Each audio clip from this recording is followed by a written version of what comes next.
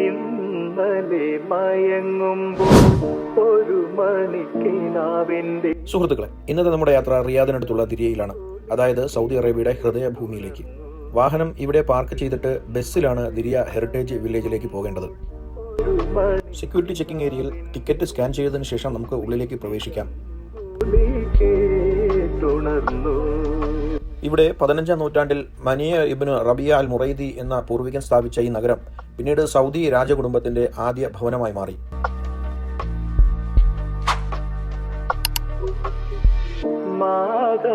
1727 ഇമാം Muhammad bin Saud ആദ്യ Saudi രാഷ്ട്രം സ്ഥാപിച്ചത് ഇവിടെയാണ്.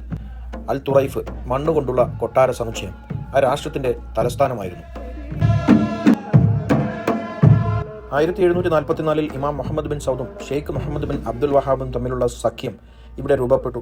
അത് അറേബ്യൻ ഉപദ്വീപിന്റെ ഏകീകരണത്തിന്റെ തുടക്കമായി. സമാധാനവും സുരക്ഷയും അധിഷ്ഠിതമായ ഒരു ഭരണ സംവിധാനം ഇവിടെ നിന്ന് വ്യാപിച്ചു. മണ്ണ്, ഇഷ്ടിക കൊട്ടാരങ്ങൾ, നജ്ദി വാസ്തുശൈലിയുടെ മനോഹരമായ ഉദാഹരണങ്ങൾ, സാൽവ പാലസ്, അൽ തുറൈഫ് മോസ്ക് തുടങ്ങിയവ ഇന്നും നമ്മളോട് സംസാരിക്കുന്നു.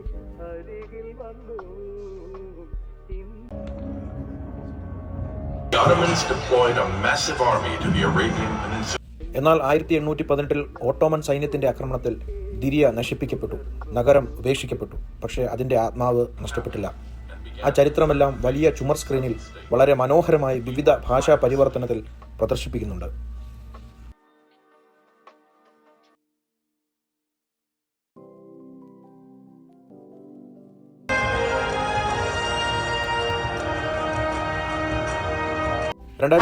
അൽ തുറൈഫ് യുനെസ്കോ വേൾഡ് ഹെറിറ്റേജ് സൈറ്റായി പ്രഖ്യാപിക്കപ്പെട്ടു.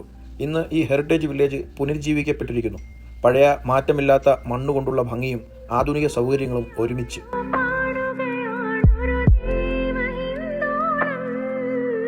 പഴമയുടെ എല്ലാ സ്മാരകങ്ങളും വളരെ ഭംഗിയായി തന്നെ ഇവിടെ പ്രദർശിപ്പിച്ചിട്ടുണ്ട്.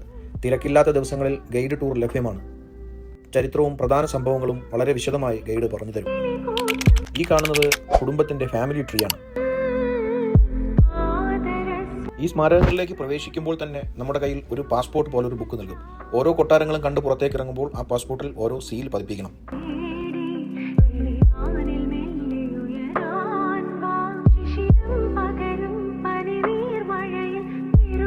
ദിരിയ കേവലം ഒരു ചരിത്ര സ്ഥലമല്ല, അത് സൗദി അറേബ്യയുടെ ജന്മനാടാണ്.